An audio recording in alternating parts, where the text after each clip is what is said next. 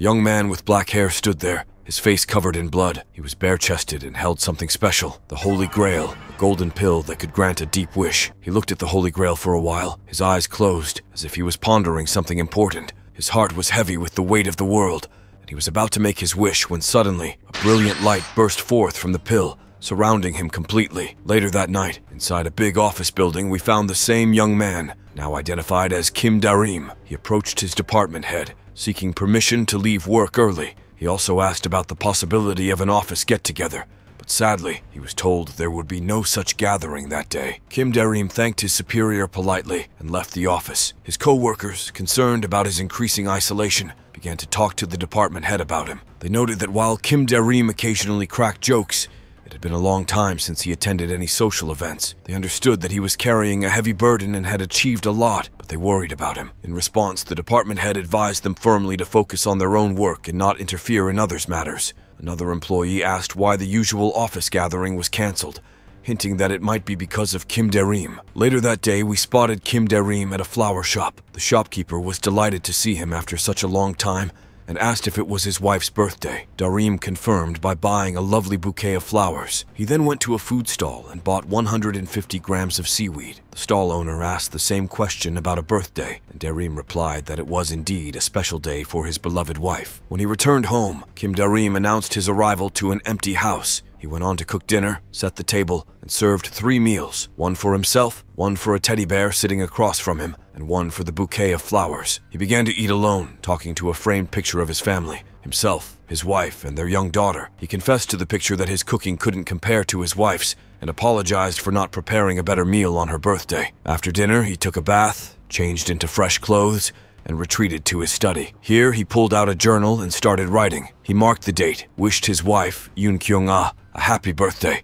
and promised to leave work early as he used to. He also mentioned the flowers he bought for his wife and the teddy bear, which was a gift for their daughter, Minha. As he wrote about Minha, his hands began to shake, and memories of the times he spent with his wife and daughter, who were tragically taken from him, overwhelmed him, bringing tears to his eyes. He expressed his longing to see his wife again, a sentiment that echoed in his journal time and time again. Suddenly, a brilliant light emanated from the journal, and all the words he had painstakingly written disappeared, replaced by a single sentence that filled him with hope, a promise that he would be reunited with his family. Before we continue, take a moment to answer the question of the day. What is the least powerful ability to have? Comment down below for a chance to be shouted out. Now, back to the recap. Kim Darim found himself apologizing to his boss again for wanting to leave work early. When his boss inquired if it was for his wife's birthday, Kim downplayed it, assuring his boss it wouldn't happen again. Surprisingly, the director encouraged Kim to go, and when another co-worker asked about dinner plans, the boss hushed him. Back at home, Kim was puzzled to discover that his journal entries from the past 6 months had vanished, replaced by an entirely new story. He contemplated throwing the journal away, but found himself unable to do so. On September 14th, the very day he started the journal, a bus and van collision near Sedong occurred exactly as described in the journal. The following day, a contract that had been cancelled was suddenly reinstated. It seemed as if everything the journal predicted was coming true.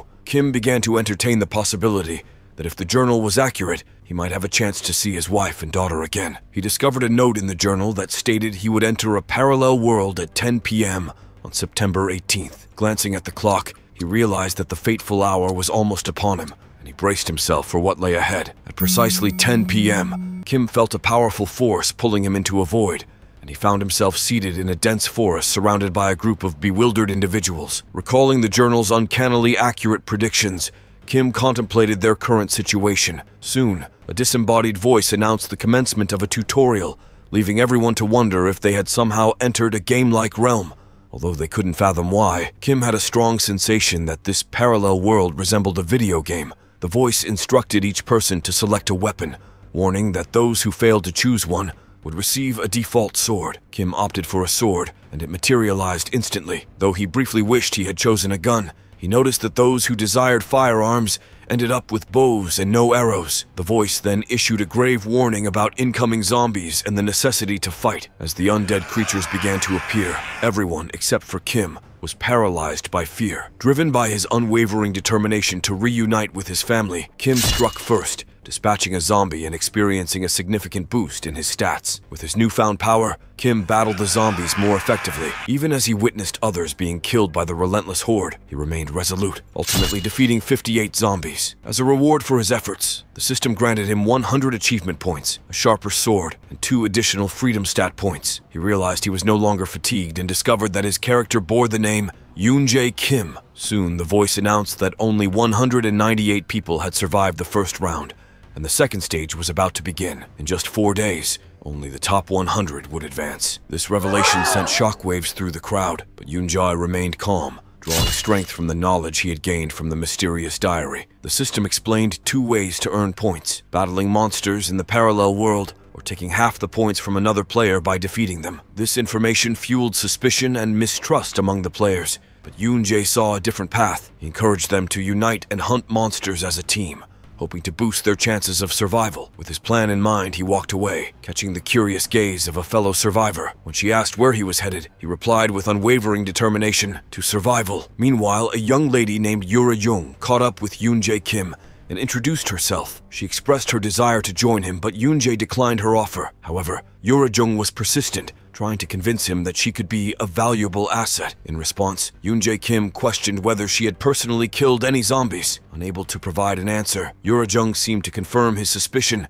that she had relied on others for protection while avoiding danger herself. Yoon-jae Kim made it clear that if she intended to continue down that path, she was free to do so, but it was not the right choice. Yoon-jae Kim then recalled an incident that had occurred 3 days before the end of the tutorial. Someone had discovered a dungeon near a cliff, and Yoon-jae Kim had been on top of that cliff, spotting the entrance to the mysterious dungeon. Being in close proximity, he decided to venture inside. However, he soon realized that the monsters within the dungeon were far stronger than the zombies outside. He contemplated that if he had entered the dungeon at the beginning, he might not have survived. Nonetheless, Yoon-jae Kim understood that those who dared to explore the dungeon tended to become more powerful than anyone else. Yoon-jae Kim was later seen exploring the expansive dungeon, which turned out to be much larger than he had anticipated. His first encounter within the dungeon was with a resilient carnivorous bug, its shell relatively weak compared to its tenacity. Despite the bug's fierce determination, Yoon-jae Kim managed to defeat it, earning 10 achievement points and increasing his defense by 2. As he reflected on this reward, he recalled his journal's advice about aiming for higher achievement points, realizing that the post-tutorial rewards varied based on the points earned. The realization that what lay beyond the tutorial held even greater significance solidified Yoon-jae Kim's understanding. As he continued his journey, he encountered and defeated more monsters.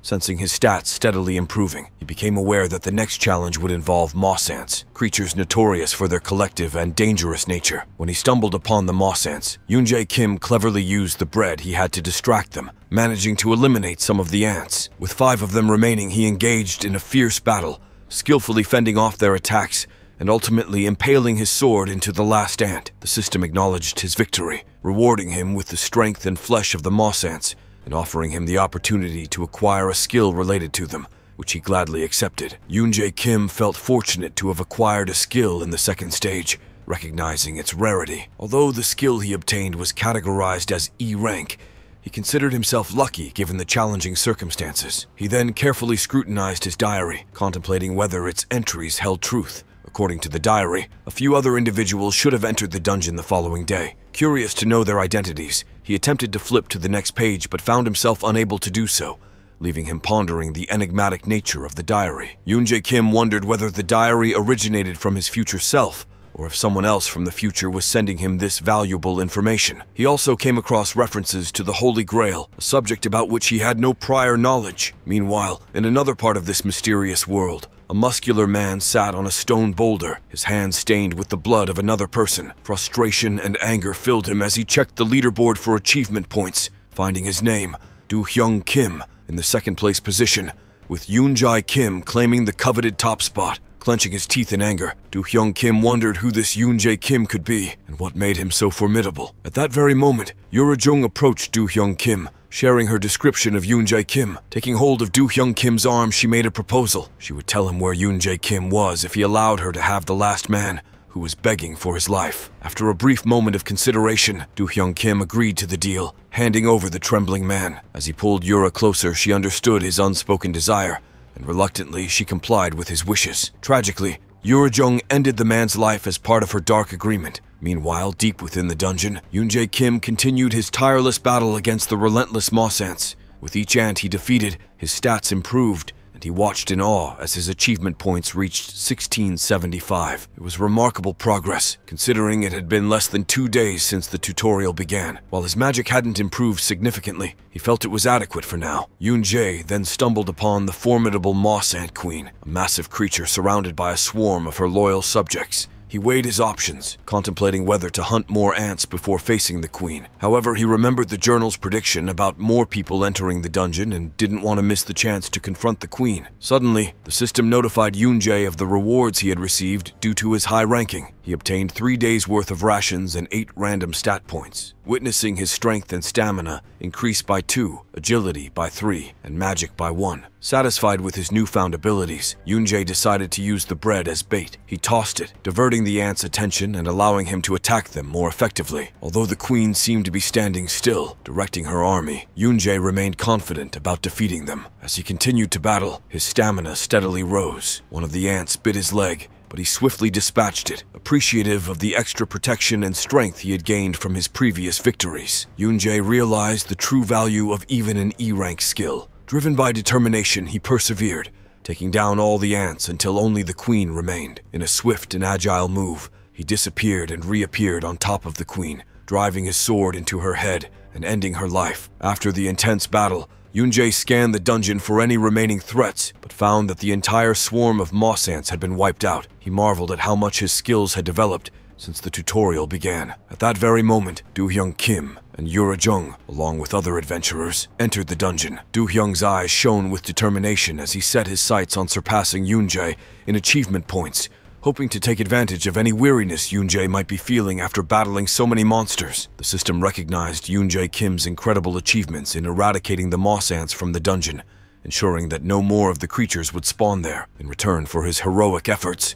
Yoon-jae was rewarded with 250 achievement points and a new skill called Fortified Skin. The newly acquired skill, Fortified Skin, acted as a protective barrier on Yoon-jae Kim's skin. Its hardness depended on his mastery of magic and skills. Yoon-jae was acutely aware of the usefulness of this expertise, understanding that it could potentially save his life in a critical situation. In this universe, strength came in 3 distinct forms: items, skills, and stat points. The foundation was the stat points, and by improving them, individuals could attain incredible abilities. Skills represented the magic harnessed by those in positions of power, granting them access to supernatural abilities that surpassed mere physical strength. The third type was items, which had the capacity to enhance one's stats when possessed, and some items even bestowed new skills. However, the possession of the right object could empower even an ordinary person, granting them unimaginable abilities. Hence, such items were typically rare and highly sought after. Do-hyung Kim and his group were astounded by Yoon-jae Kim's feat of exterminating the ants, accompanied by an aura of power. Yoon-jae Kim, on the other hand, was equally surprised to encounter them that day, as he had assumed they would enter the dungeon on the following day. However, upon noticing Yura, whom he suspected of shadowing him, he realized that the instructions in the journal had not been followed as intended, leading to his own altered behavior. Consequently, he made the decision to no longer rely on the journal. The opposing group was baffled by how Yoon-jae Kim managed to eliminate all the ants without growing fatigued. They hadn't expected such actions from him, and they recognized that if Yoon-jae Kim continued to accumulate stat points simply by hunting monsters, he would become a more significant threat than they had initially anticipated. Do-hyung Kim could discern that Yoon-jae Kim had surpassed their capabilities, but they remained unaware of what he had acquired from the dungeon. However, Do-hyung Kim blamed himself for accumulating those dreaded achievement points. Yoon-jae Kim closed his eyes, only to open them and find himself surrounded by unfamiliar faces, marking the beginning of Stage 3 of the tutorial. In this stage, they were presented with 3 doors of different colors. The red door could accommodate 10 people, the blue door 5 people, and the white door only 1 person. Each door led to a tutorial tailored to the participants behind it. While the red door presented the highest difficulty, it could hold more people, but there was no guarantee that everyone who entered would survive until the end.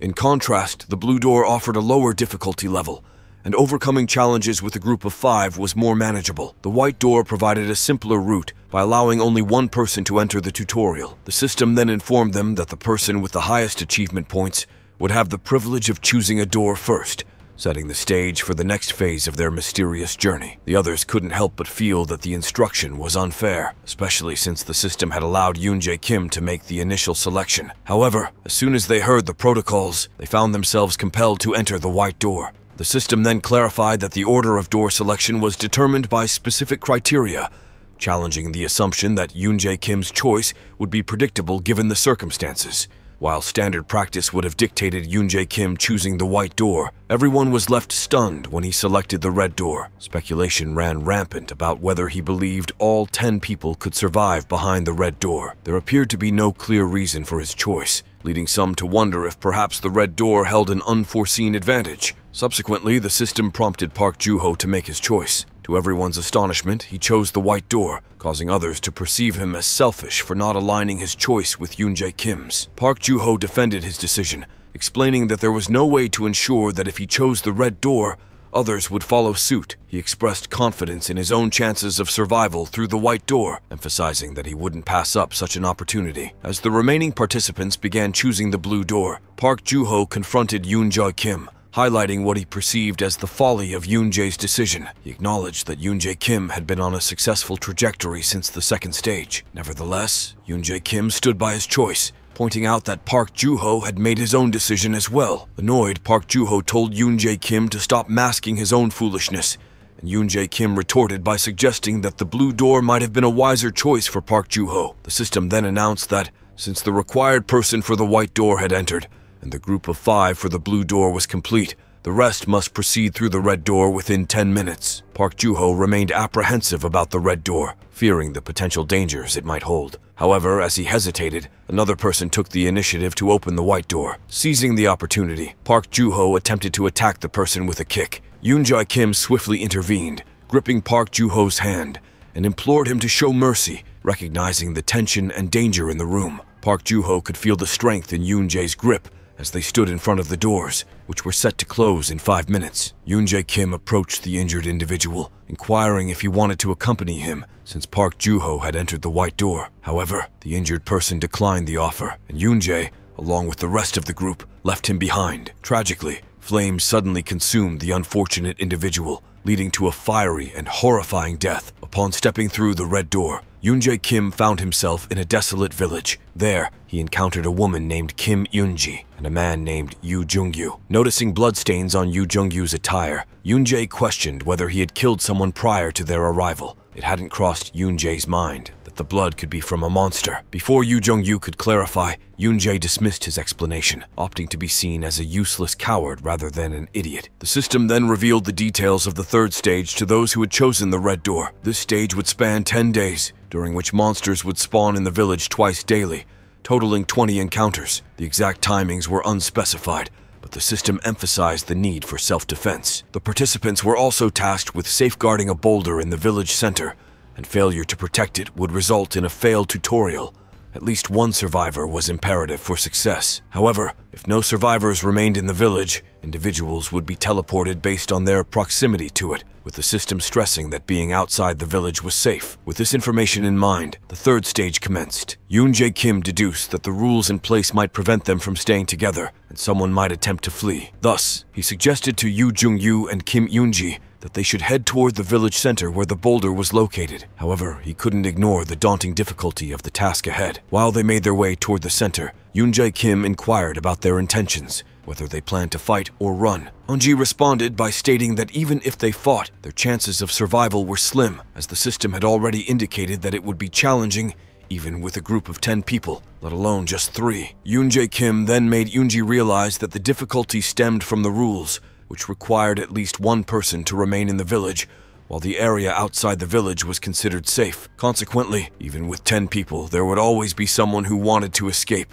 leading others to follow. Eventually, only a few individuals would be left to complete the tutorial. Yoon-jae Kim assumed that both Yoonji and Jung-yu had been contemplating running away, a plan they couldn't easily defend. However, Jung-yu pointed out that if he were to escape, and the two of them died, he would be summoned back to the village, complicating the situation further. Running away would only increase the chances of their demise, Jung-yu wisely pointed out. Instead, he suggested that it would be best for them to stick together, as 3 people were stronger than 2. the small group size might discourage anyone from attempting to run off. However, there was a lack of information available because Yoon-jae had chosen the blue door in the journal, leaving them unaware of the details regarding the red door. Nevertheless, they proceeded and encountered the boulder, although Yoon-jae did not believe that clearing this round would be impossible. In this new world, hunting monsters resulted in stat increases, and the more stats one had, the stronger they became. With only 3 of them, they had the opportunity to hunt and kill more monsters, thereby boosting their stats. The red door was considered the best option because, according to the journal,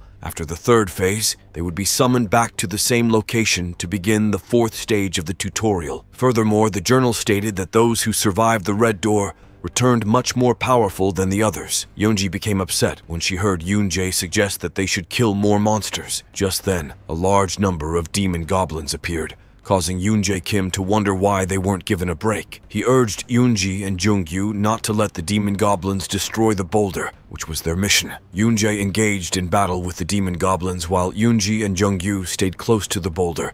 Though they appeared frightened, Yoon-jae instructed them to remain near the boulder until he finished dealing with the demon goblins. However, as he realized it was too late for him to evade an attack, he activated his fortified skin, despite his magic rapidly decreasing. Yoon-jae had always known that this skill would come in handy one day. Observing Jung-gyu and Eunji's condition, he became aware that the fight might be tougher than he had initially anticipated. After the battle, Yoon-jae inquired about their condition, to which Jung-gyu replied that he was unharmed, but Yoon-ji had sustained an injury to her shoulder. Yoon-jae offered to tend to her wound first, explaining that due to her higher stats compared to an average person, she would recover quickly with some rest. With 19 more waves to face, Yoon-jae realized that if things deteriorated, he might have to handle the situation on his own. He instructed Yoon-ji to rest where she was and gave her some bread to eat. Jung-gyu expressed his gratitude for Yoon-jae's kind act, which made Yoon-jae curious as to what he had done to deserve such appreciation.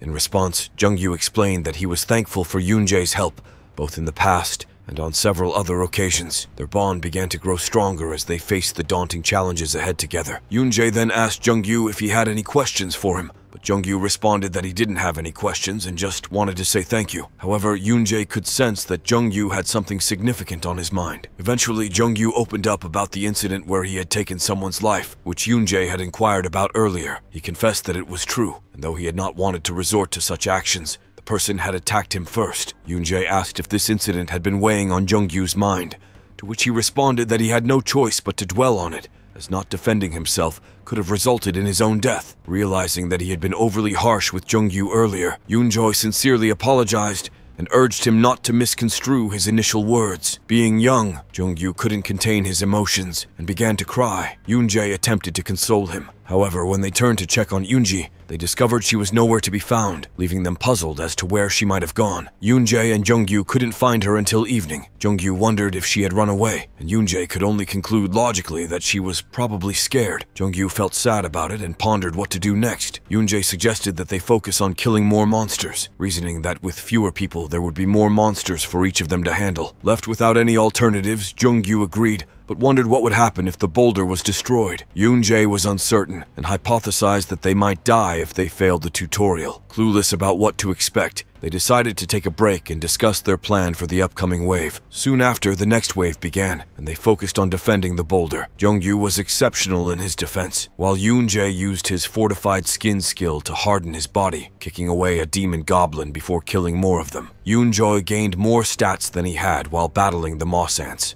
On the first day, they successfully defended the village and earned 1 random stat point. Yoon-jae accumulated 98 points, and Jung-gyu 26. Yoon-jae reasoned that if the journal was accurate, they would earn 1 random stat on the first day, 2 on the second day, and so on, accumulating a total of 55 stats just by surviving the 10 days. Suddenly, Jung-gyu received a new E-rank skill called Demon's Pact. This skill increased his strength and agility by 5 when activated, but decreased his stamina and resistance by 2. Yoon-jae felt a tinge of jealousy that Jung-gyu managed to acquire a new skill with just 28 points. Yoon-ji, who had been hiding outside the village, continued to watch the events unfold with bated breath. She was relieved to see that they had successfully defended against the wave so far, and hoped that Yoon-jae and Jung-gyu would survive the subsequent attacks. By day 4, they managed to clear another wave, but Jung-gyu hadn't expected to face more than just goblins. They also had to combat shambling trents, giant rats, and orcs. Yoon-jae noticed that Jung-yu's leg was bleeding and took immediate action by tearing a piece of his jacket to use as a bandage. Jung-yu anxiously asked Yoon-jae if he would make it through stage 3 alive, to which Yoon-jae assured him that he wouldn't die. Overwhelmed with emotion, Jung-yu began to talk about his family and how much he missed his little brother. He didn't want to die. He yearned to see his family again. Yoon-jae was reminded of his own family, his wife and daughter, and this memory fueled his determination. He told Jung-yu with conviction that they would not die in this stage and expressed his confidence in dealing with the monsters. Jung-yu felt comforted by Yoon-jae's words and decided to rest up for the next wave. In Yoon-jae's memory, he is looking at his adorable daughter, taking photos of her while sharing a tender moment with his wife.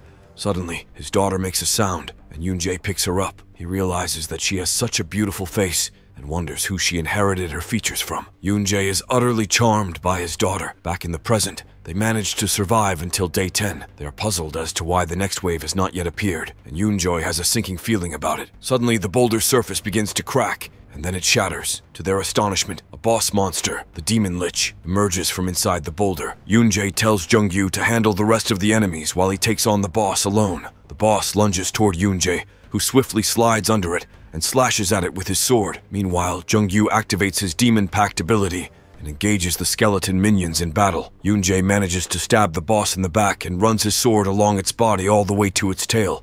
However, the boss continues to charge forward and is about to crush a house. Yoon-jae realized that the boss was formidable and wouldn't be easily defeated. He noticed that the wounds he inflicted on the boss were healing, and this presented a significant challenge. Meanwhile, Yoon-jae, hiding in one of the houses, became aware of the boss's presence. Before we continue, let's take a moment to shout out at Kermit_E_Frog, who commented, "Thank you so much for this. Love your taste in manhwas on your channel, and that you actually do multiple parts on our damn reincarnation video. Thanks for commenting." While Yoon-jae and Jung-yu were battling the boss, Yoon-jae couldn't help but worry about how much stronger they had become. She was concerned that they might hold a grudge against her when she returned and even try to kill her. Yoon-jae, focused on finding the boss's weaknesses, continued to attack it relentlessly. He managed to cut into the boss's head, revealing a red crystal inside. However, this distraction allowed the boss to fire a blast at him. Thankfully, Jung-yu blocked the blast and saved Yoon-jae. Yoon-jae's focus wavered as he worried about Jung-yu's condition, and he was struck by the boss's tail, sending him flying. The boss followed up with another attack, but Yoon-jae used his fortified skin skill to block it. He then thrust his sword into the red crystal in the boss's head, causing all the skeletons to fall apart, and the boss was defeated. They had successfully cleared the wave. Jung-yu, frantic, searched for Yoon-jae but couldn't find him, believing he had been lost. However, Yoon-jae emerged from the skeleton of the boss, very much alive, and they celebrated their hard-earned victory together. Suddenly, Yoon-jae betrayed them and stabbed Jung-yu from behind. Jung-yu was in shock as he felt something sharp pierce through his body. Yoon-jae witnessed this treacherous act and was enraged. He confronted Yoon-jae, accusing her of being a traitor and demanding to know why she wanted to kill Jung-yu. Yoon-jae explained that she believed they would kill her after completing stage 3, and she was willing to kill both of them to steal their achievement points. Yoon-jae was appalled by Yoon-jae's actions, deeming her unhinged for her willingness to murder. Just as Yoon-jae was about to attack Yoon-jae, her arm was severed by him. Using his tenacious life ability, Yoon-jae regenerated his stamina and avenged Jung-yu by killing Yoon-jae. Yoon-jae then rushed to check on Jung-yu's condition, assuring him that he wouldn't die. He took out a purple potion and poured it onto Jung-yu's wounds. Remarkably, Jung-yu's wounds healed. Yoon-jae explained that the potion was a diluted minor elixir, with its potency reduced to 1/1000 ms of the original. Although not as powerful as the original elixir, it still had a significant effect. Yoon-jae had obtained this item after defeating the Queen Moss Ant. After using the diluted minor elixir on Jung-yu to heal his wounds, Yoon-jae initially thought it was a waste, but soon realized the value of their bond during their battles. They had protected and supported each other, and Yoon-jae felt a sense of camaraderie with Jung-yu. Yoon-jae also began to feel ill as he grappled with the fact that he had killed a human being for the first time. Jung-yu empathized with his feelings, having experienced something similar in the past. As the system calculated their achievement points and rewarded them for defeating the boss, Yoon-jae received 10 random stats, and all his stats increased by 2. He was pleased with the rewards, knowing that he had become more powerful. Additionally, he received an item called Zahar's Shackle 218 as a bonus reward. Yoon-jae was curious about the item and attempted to identify it. However, a door suddenly appeared and opened, inviting them to enter for the next tutorial. Determined, Yoonjae and Jungyu stepped through the door. Inside the next stage, they encountered Park Juho, who had also entered the door recently. Yoonjae remembered from the journal that everyone would start stage 4 together, regardless of the door they chose in stage 3. He realized that Park Juho must have been idle while they were getting stronger. Shortly after, all the doors in stage 4 opened, revealing the survivors who had passed stage 3. Yoonjae recognized Do-hyung Kim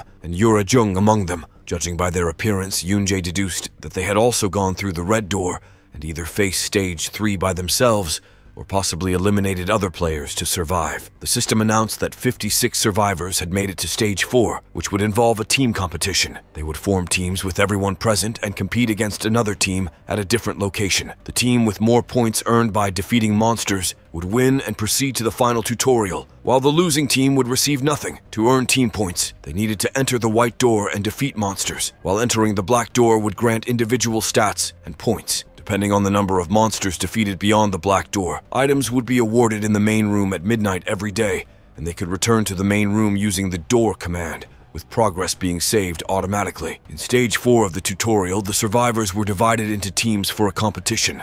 The top 10 individual point holders from the losing team would also advance to the final tutorial. Park Juho believed he could easily secure a spot in the top 10, considering his previous ranking of 12th among 148 players. He decided to enter the black door, expecting to receive valuable items. However, Yoonjae and Jungyu chose the white door, which Park considered a foolish decision. What will happen next? Find out next time by staying tuned for our future recaps. Don't forget to like and subscribe for more great recaps. Did you like today's video? Comment down below what you liked.